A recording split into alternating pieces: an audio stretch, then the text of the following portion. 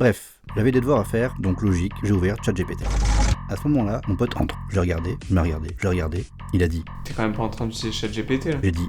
Ben si. Il a dit. Bah non. J'ai dit. Bah pourquoi? Alors il m'a dit. Mais quand tu poses une question à ChatGPT, il transforme ton texte en une série de données mathématiques et ces données, elles traversent ensuite plusieurs couches de son réseau neuronal pour donner les meilleures réponses. Et quand il te répond, c'est des milliers de calculs qui s'activent pour chaque mot qu'il génère. C'était comme s'il me parlait en chinois. Nimingbal Wadai Zima? Tu vois de quoi je parle? J'ai dit.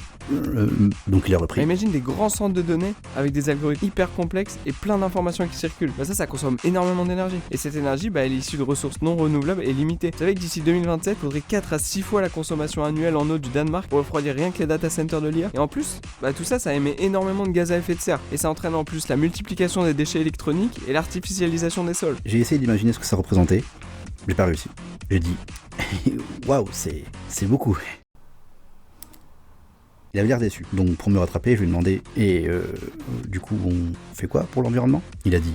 En fait, c'est surtout au pouvoir public de mettre en place un cadre réglementaire. Et les grandes entreprises, elles devraient privilégier des modèles plus durables vis-à-vis des nouvelles technologies qu'elles développent. Je me suis senti impuissant. Il l'a compris. J'ai compris qu'il avait compris. Il a compris que j'avais compris qu'il avait compris.